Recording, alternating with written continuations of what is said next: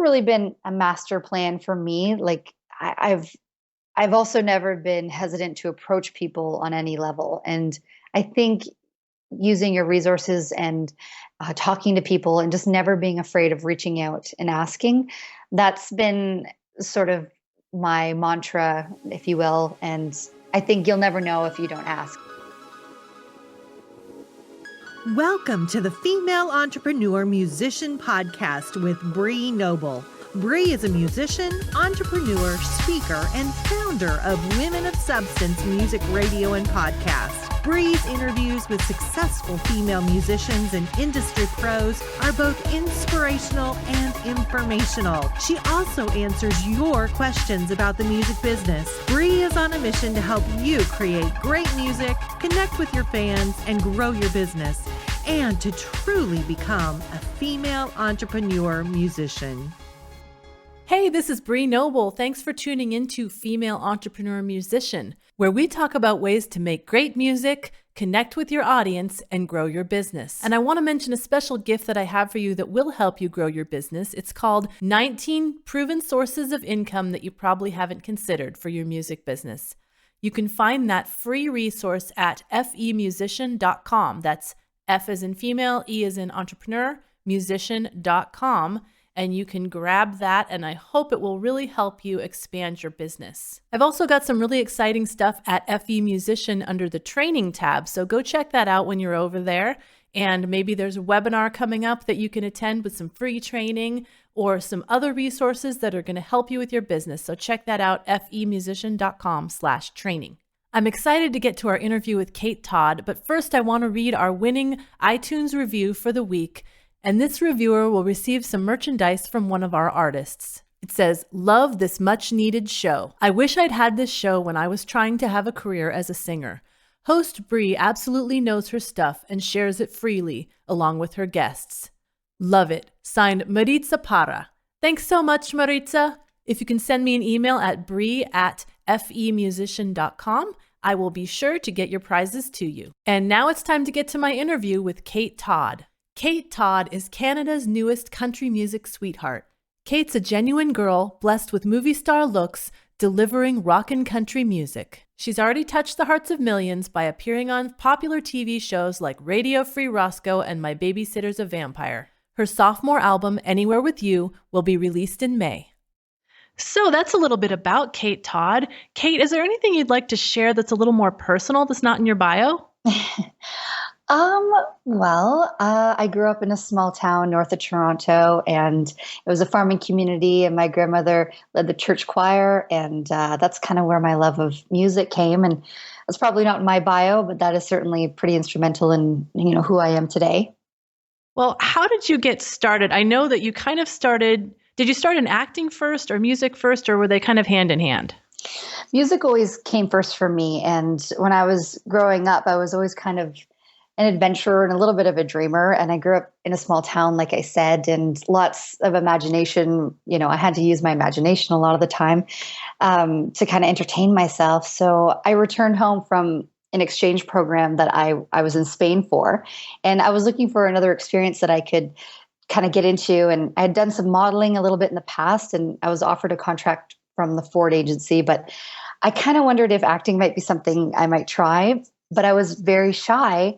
And so my parents, they kind of were very supportive, obviously. But because I was so shy, it was something they maybe were a little surprised with. But, ever supportive, they booked me an appointment with one of the top agencies in Toronto. And that lasted all of a few minutes before I was told that they already had a roster full of young blonde-haired girls and that I should come back when I've taken some acting lessons. So I followed his instructions, did what he said, and a year later I returned to the same agency, and then I got signed. And by the time I got home, I already had gotten my first audition, which was for a lead role in a show called Radio Free Roscoe. And that show I went on to book, and I played a singer-songwriter when I was 13. And that was kind of my first gig, and it was definitely changed my life. So can you tell me a little bit about Radio Free Roscoe? I don't know that show, and I wish, what network is it on? And yeah, so the Radio Free Roscoe was aired on Nickelodeon and Family Channel.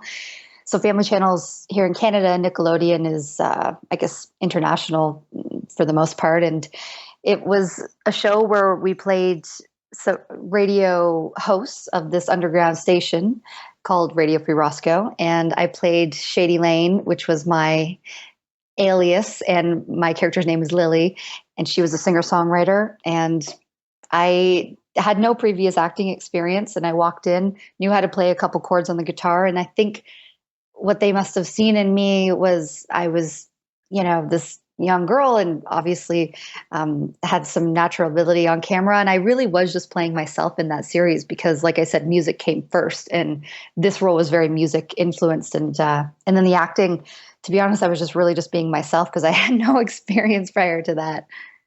That's amazing that you got that with no experience. Have you ever seen Radio Rebel on Disney? Because that sounds like the exact same premise as Radio Free Roscoe when I looked it up. And my kids have watched Radio Rebel about 100 times. So. Oh, you know what? I haven't heard of it, but it definitely was a pretty influential show where a lot of it still to this day I'm recognized. I mean, everywhere I go, it's been a numerous amount of years that have gone by, and still people are telling me was their favorite show, and they're really excited when we get to meet because I think it was so instrumental of them growing up, and a lot of them have gone into radio and broadcasting because of that show.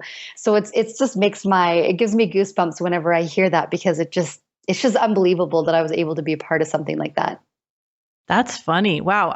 Well, my first daughter was born in 2003. So I think we missed the Radio Free Roscoe, train. But if she would have been her age, like when 7 or 8, when that came out, I'm sure she would have been watching it and she would definitely have recognized you. And she said that she did recognize you from My Babysitter as a Vampire, which you were also in, correct? Yes. Now, who did you play in that? I played a character named Erica, and I thought so. Okay, because she's like, oh yeah, I recognize her, and she's the one that was something about trying to get her friend bit by the vampire or something, or she was bitten by her boyfriend. And yes, my character was very sassy and very mischievous, let's say. So she wanted to be a vampire. She was, very book smart before, and then she turned into a vampire, and then now she just loves being a vampire.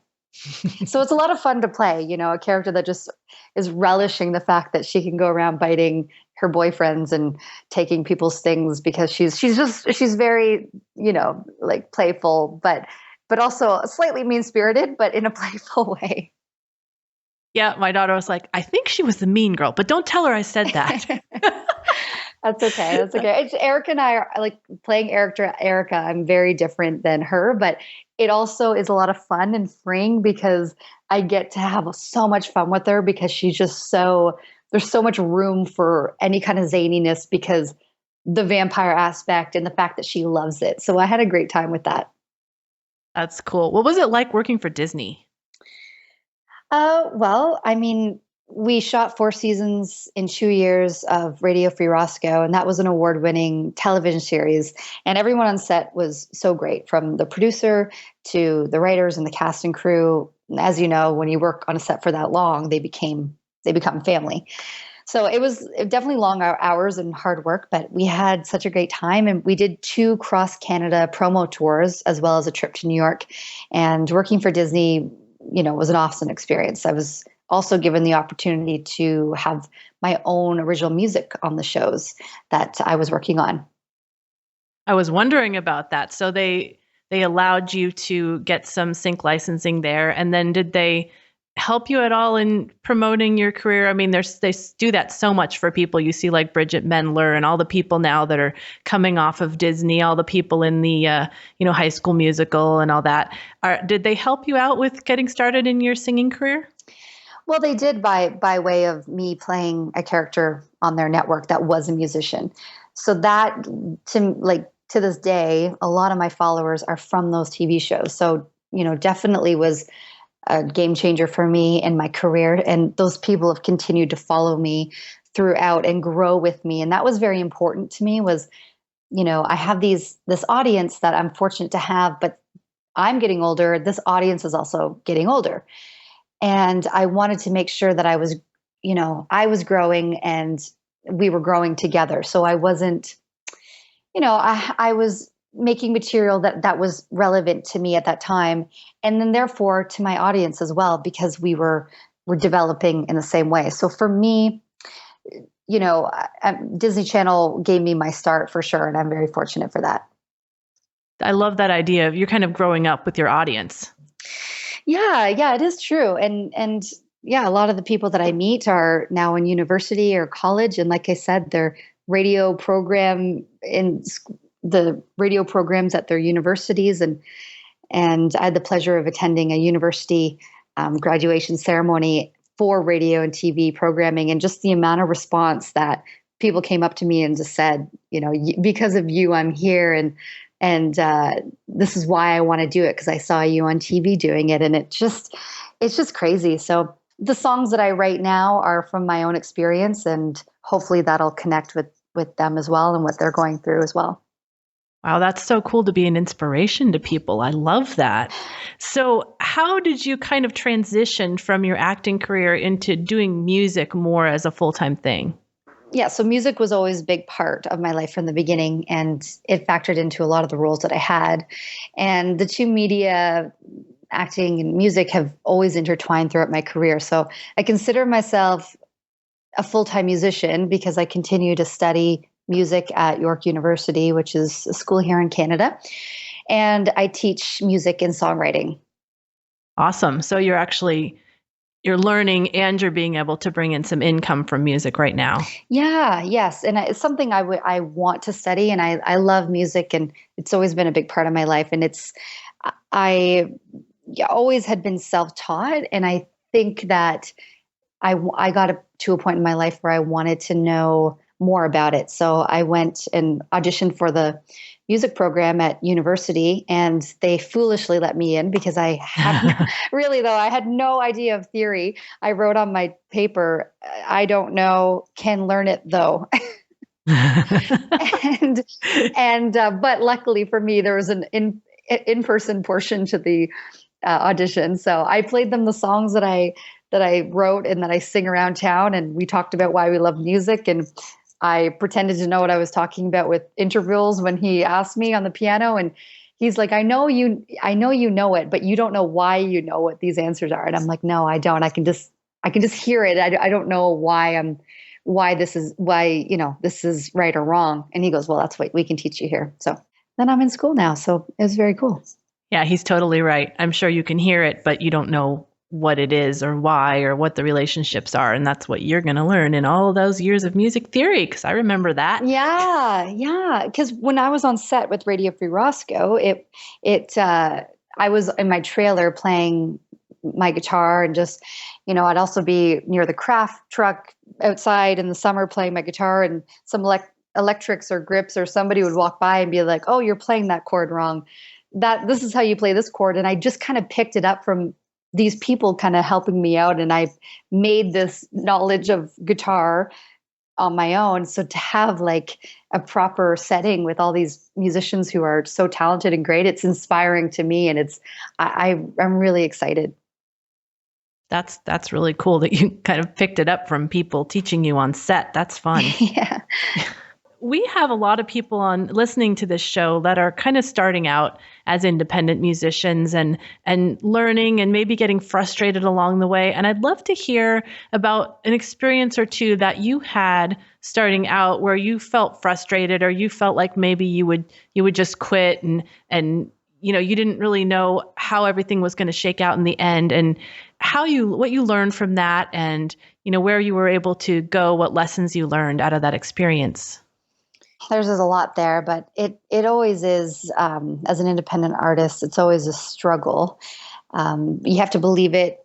You believe in yourself. You have to love it, and you have to learn from each aspect of the business as you go.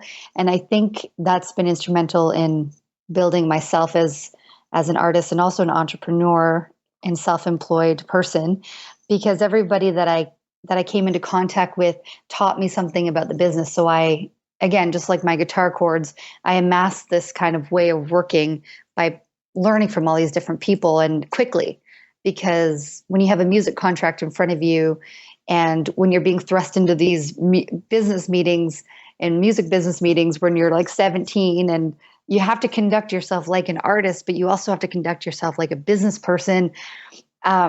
It's just a lot to learn. This learning curve is very steep.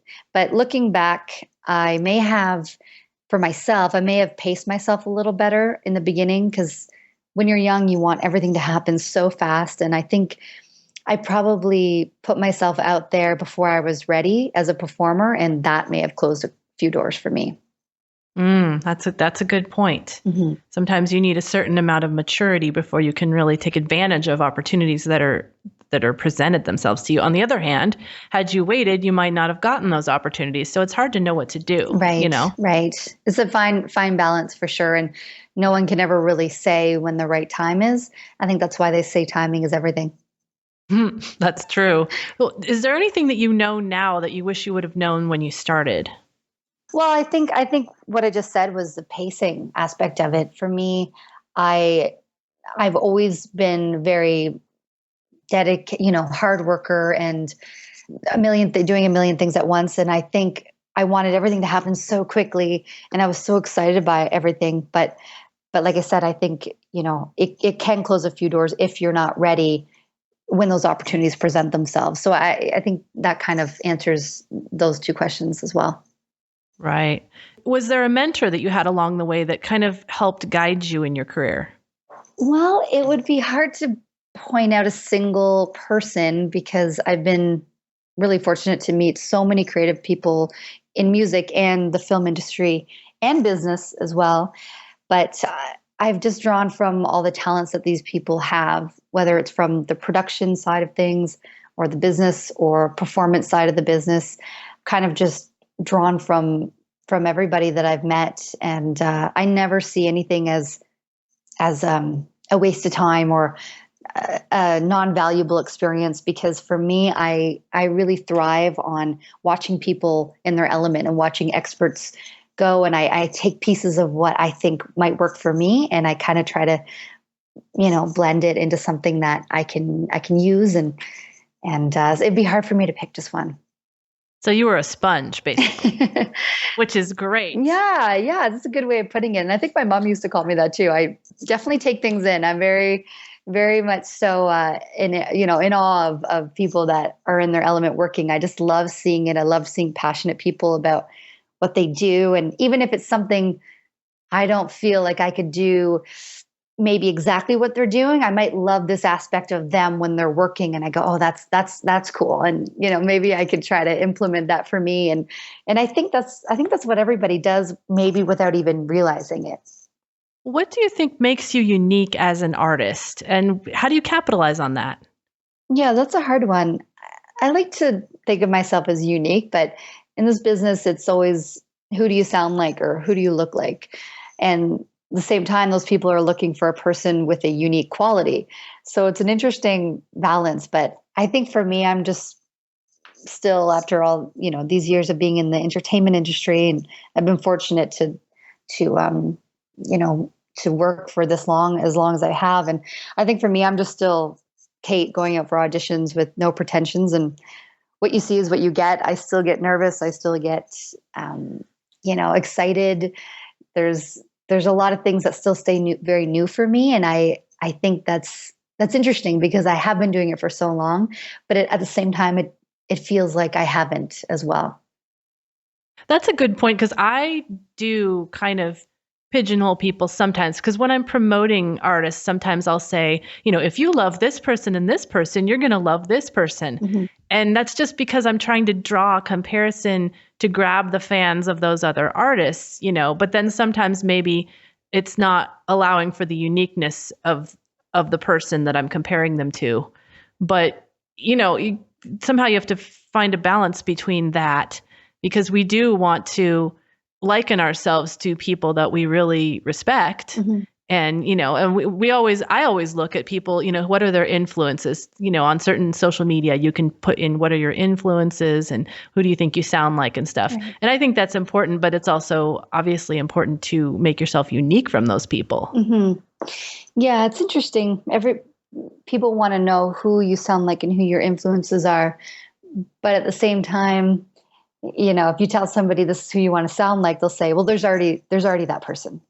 Right. It's kind of like, it's a bit of a catch-22, I think. Yeah, exactly. So which is good at the same time, because when I'm teaching, for example, a lot of my students, I have them come in and sing a song that they don't know or they haven't heard before, because it tells me who are you emulating, and when are you being you? And I think for me as an artist, that's been very important to me, because I haven't really ever found like a box to put myself in. And I do appreciate the type of artist that I am now. And I know who I am now, but for many years, and I think this is the ironing out process, it was finding it. It was thinking you found it and then realizing you haven't, and then thinking you've got it, thinking you haven't got it, and somebody saying you have got it. And it's this weird self-discovery process. So for me, when I'm teaching, it's very important to get that right off the bat from my kids. And then we can kind of go with that. Definitely sounds like a good way of teaching people, not boxing them in. And I have to mention, I did hear your Canadian in process. Oh, okay. All right. So that's one of those buzzwords that you can tell someone's Canadian. But other than that, to me, you sound like you're from California. Oh, okay. That's cool. Well, in my heart, I'm surfing in California right now. That's funny. So tell us about a mind-blowing experience that you've had where you're kind of like, oh my gosh, pinch me. I can't believe this is me and this is happening to me. Well, I've randomly met so many cool people over the years. Twice I've had the chance to encounter Mick Jagger. And I've had the pleasure to be introduced to Seth MacFarlane, who, as you know, and I'm sure you know, is the creator of Family Guy. And I still consider him a really good friend. And that would never happen in the small community that I'm from. Now, I think I saw in your bio that you appeared on Family Guy. How did that happen? I played a character on Family Guy. I played Heidi Montag on an episode of Family Guy.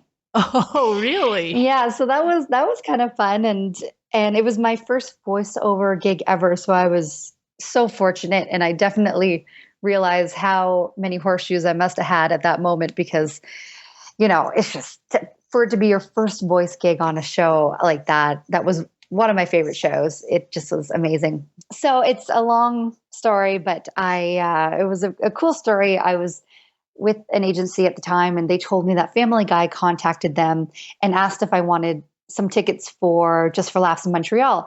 And people who don't know about the geography of Canada, Montreal and Toronto are not necessarily super close together. So it would take me too long to get there, and I had to decline. But I thought, why would they want to offer me tickets? It just seems so random. I'm just a Canadian actress. Like, I was confused by it. Anyway, they called again and said, when is Kate Todd coming down to California?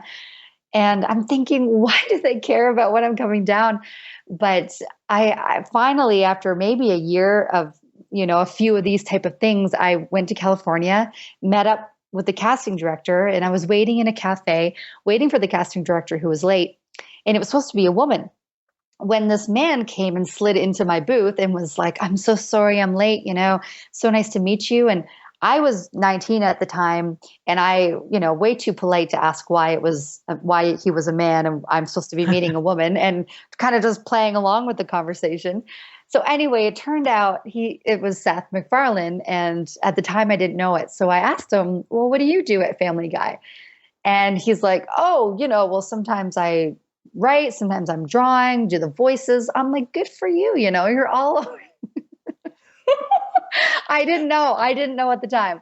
So of course, when I realized, when I went home and Googled and all that stuff, completely embarrassed, but we had a great conversation and we bonded over Carl Sagan, who he is now doing a television series called Cosmos, as you probably know. So it was just a crazy, happening of events, and now we're really good friends. But yeah, I mean, he must have thought it was just so funny that he didn't say to me, well, I'm Seth MacFarlane, like, you should know. He was like, oh yeah, well, some days I do this. And I'm like, good for you. Thanks for affirming me. Yeah. Oh, I'm the creator. Oh my goodness. Yes. Oh, that's a cool connection. Yeah. So tell us about your current projects. What do you have going on right now other than being a university student? Well, I just completed my sophomore album, Anywhere With You, and it's a collection of music I co-wrote with my manager, Peter Linsman, and a host of Nashville's most talented writers. So I was very excited because I had never been to Nashville, and the experience was so surreal for me. And getting to write with these monster hit writers, and I couldn't wait to get home and recreate that whole energy and vibe that we got down there, put them, in these songs and put them on tape and whatnot. But I think we really nailed it, and I'm excited to share that release on May 12th. Hopefully audiences that, have maybe followed some of my music in the past, they'll discover this is like a little bit of a departure in my music in the, form of more guitar driven country rock sound that hopefully people will dig and connect with. Oh, I can't wait. I'm sure Peter is already getting me a pre-release copy so I can hear it, because I definitely need to hear it. Mm-hmm. Yeah, he's great. Awesome. So are you going to be doing any touring to promote the album maybe in the summer? In May, we have some radio promo tour set up for Western Canada, and also we'll tour around some stations in Ontario.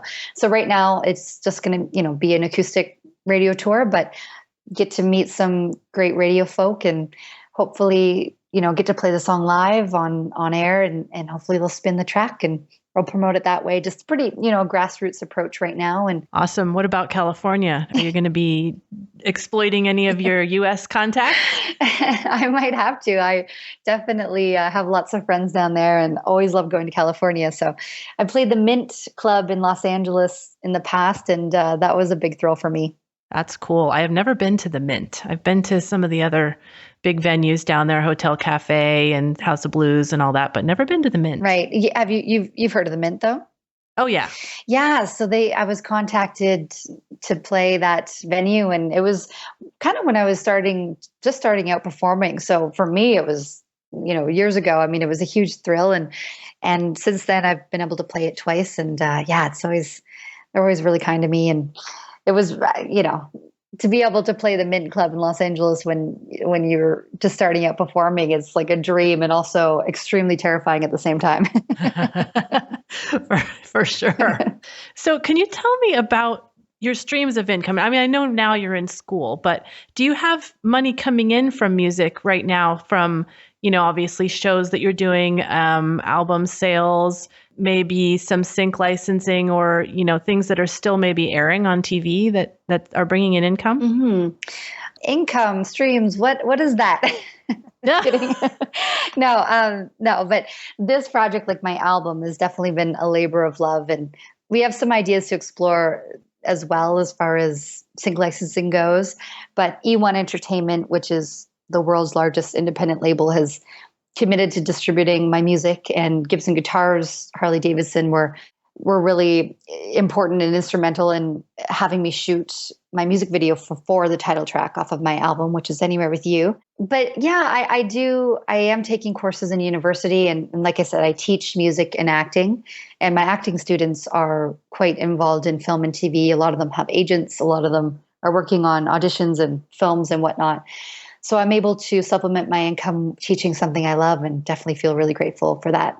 That's awesome. I mean, I think that's all we can hope for as musicians, to be able to somehow be involved in music and be able to create an income out of that, even if it's maybe not selling your own music. If you can just be involved in helping others in music, like I'm doing right now. I'm not out there selling my music anymore, but I love what I do because I'm able to work in music and, have a career that I love. Yes. Yeah. And then you get to, host cool opportunities like this for other musicians as well. So thank you so much for having me on your program. Oh, of course. Of course. Yes. And about your music video, when does that come out? Because I definitely want to put that on our video blog. Oh, cool. Yes, it is out already, actually. It is? Oh my gosh, you got to send it to me. Yes, I will. I just launched it just a couple of days ago. So we literally shot that in 2 days and was edited in a day and a half, and we put it up there. And yeah, it was pretty fast, and the people working on it were really excited. So I was really fortunate, because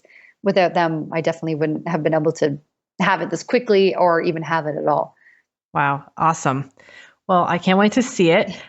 Do you have any tools that you've used in your career that you would, say really helped with your success? Like, for example, social media or, your manager, other agencies, certain skill sets, other online tools? There's never really been a master plan for me. Like I've also never been hesitant to approach people on any level. And I think using your resources and talking to people and just never being afraid of reaching out and asking, that's been sort of my mantra, if you will. And I think you'll never know if you don't ask. And for me, that those interpersonal relationships have been really instrumental for me moving forward. And,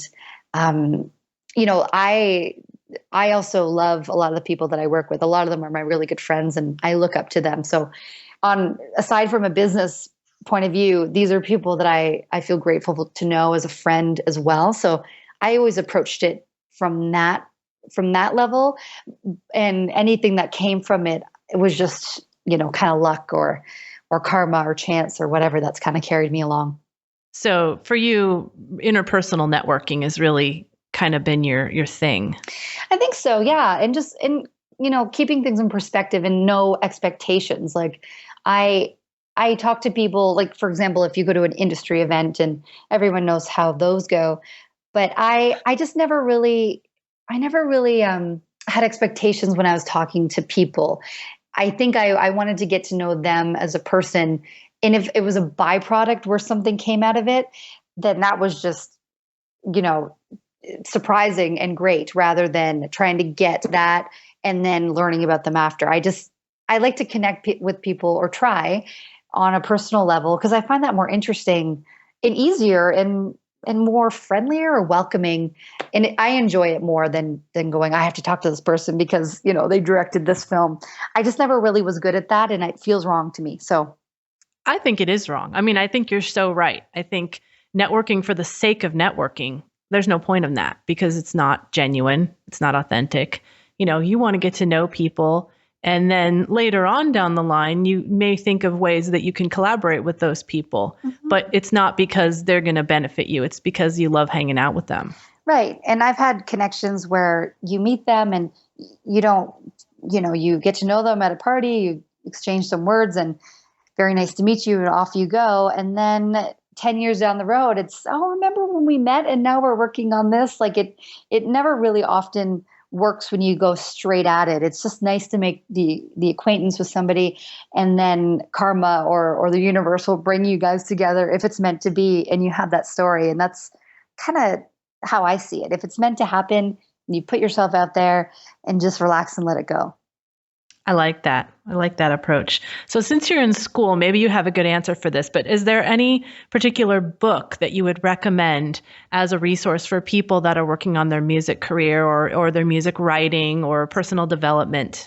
Well, Ray, I appreciate you keep saying I'm in school. You're making me sound very scholarly, but I only take one course per semester, so I can't.